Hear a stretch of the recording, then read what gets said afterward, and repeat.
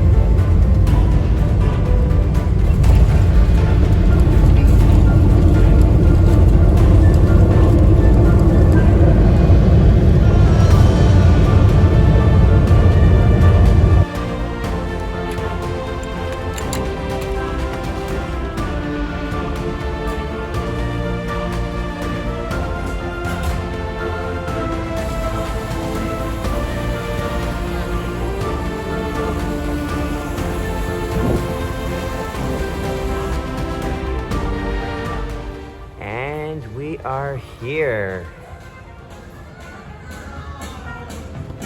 My name is Eric Moss, and I'm a modern-day performing strongman. What that basically means is that I perform real-life feats of strength as part of a live show. Now, it's important for you to all understand that everything that you are about to see today is in fact real. Nothing has been gimmicked or tampered with in any way, shape, or form. Everybody understands that, right? Yeah. But beyond the feats of strength is I'm going to teach you the mindset strategies that I learned that allow me to do the things that I can do. I'm going to teach you to break the chains that prevent you from reaching your greatness.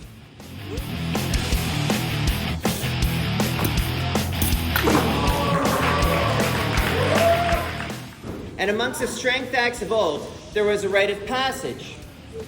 See, a strength performer wasn't considered legit unless they could bend one of these in their hands.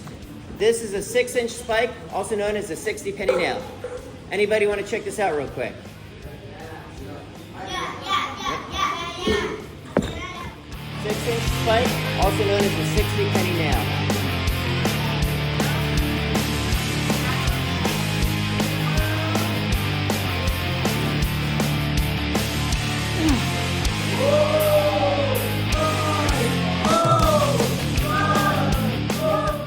Is a carriage bolt.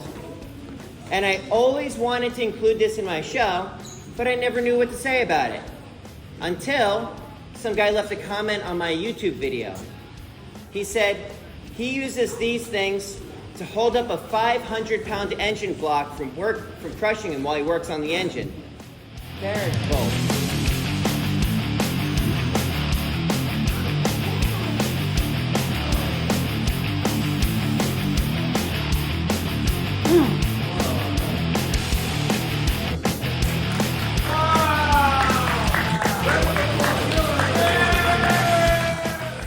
Years back, I was surfing the internet and I saw on one of the forums that someone claimed that their pit bull could rip apart a tennis ball in about 5 minutes. And I thought to myself, I wonder if I could do that. So, what I have here is a tennis ball, the kind that you give to dogs like pit bulls, Rottweilers, and Chihuahuas. Ready, and go.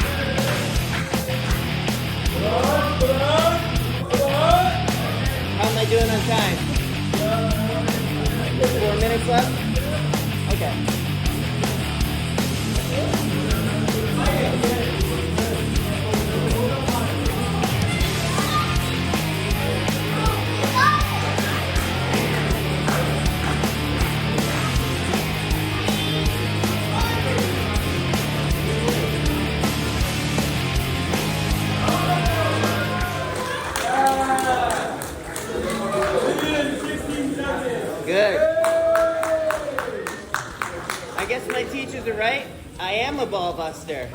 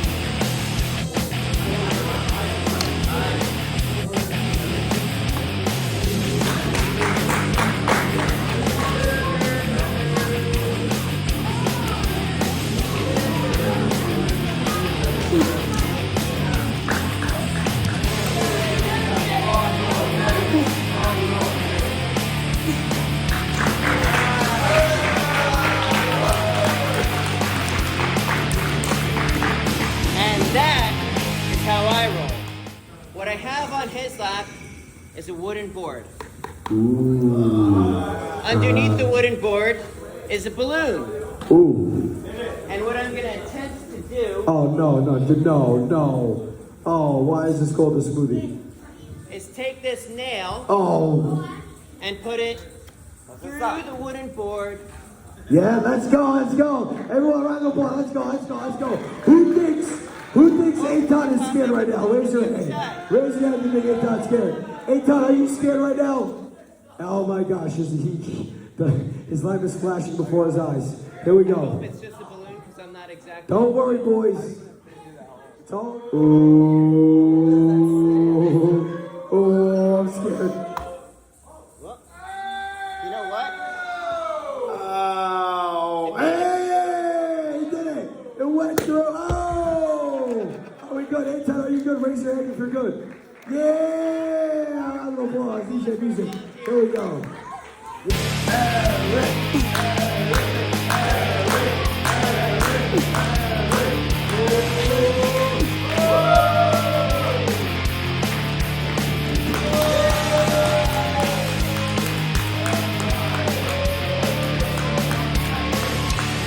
Nothing's impossible. So, I wanted to recap and reflect on how I thought it went. Most of the feats went pretty well. There was kind of an exception with the nail drive in that it went through the board, but it didn't pop the balloon, and I'm not really sure how I should think about positioning the balloons to make sure that that doesn't happen, but it went through the board without issue. As far as the presentation itself, I had gotten off to a late start because I was kind of waiting for my cue, and they came in 5 to 10 minutes after I was expecting them to, and I ended up having to compress the presentation and miss a bunch of the talking points that I wanted to get through. I was probably about 20 minutes till the end of the presentation when they told me I had 2 minutes, and I was like just starting to introduce the wrench feat, which, as if you've been following my channel for some time, you know I've got a love-hate relationship with wrenches. Some will go, some won't. Like some you just can't move with a sledgehammer. And unfortunately, I wasn't able to give it the time that I thought that the wrench deserved, because I thought I probably could get it. I could feel it moving, but it wasn't going all the way in the time that I wanted it to. Hopefully, my training will continue to make it so that it'll go faster. But my finale feat, the rebar, there's a particular story that I used to introduce it, and I had to hurry through the story in order to try to get the main point across. And I really wish I could have, well, had I known that I had to end at a certain time, I could have taken parts out of my presentation that didn't necessarily have to be there, at least not for the kids that I'm performing for. Because if I just kind of skirted through my history and how I discovered this stuff and just got right to the talking points of how I'm able to do the things that I can do, I think that it would have gone a lot smoother. But, as they say, c'est la vie. You live, you learn. But I do know that the kids loved it, the counselors loved it. It just probably wasn't up to the standard that I hold myself to. I hold myself to a very high standard for my presentation, and particularly since this isn't a group that really needs to hear the messages. But I am going to have another chance because I'm going to be heading back to the very same location at the end of the month, although it won't be for the same, it'll be for the same organization, Chai Lifeline and Camp Simcha. I hope I pronounced that right. But this time it'll be for the girls. So I'm going to try to use what I learned from this one and apply it to that one. And I also know that the one who hired me for that one, I think, was it last summer or was it 2 summers ago? I can't remember. Who's the one that threw my name into the pipeline is going to be at this one. So I can always go to him to see what he thinks, if I should take certain parts out of it, and know if I have to leave at a certain time. But all in all, it went well. It just could have gone better. But I hope that the kids left with something. I hope that the counselors were able to get inspiration as well. Because, like with me, I see the kid for that time that I'm there. I don't know them. I don't know their names. I can see that they're struggling, but I don't have enough time to form a full attachment to the kid. And I still sometimes think about them. I can only imagine what it's like for the counselors that bond with these kids and then see them go through the struggles and go through it right along with them. But, I have more presentations coming up. So if you liked this content and you want to see more of this sort of thing, subscribe to the channel. If you like this video, let me know by hitting that like button. And of course, if you think anybody should see this, please share it with them. This YouTube thing isn't rocket science. And if you have questions for me, drop it in the comments below and I'll try to get back to you with your very own custom video answering your question. But that's it for today. In the meantime, please stay happy, healthy, and strong. Eric Moss, over and out.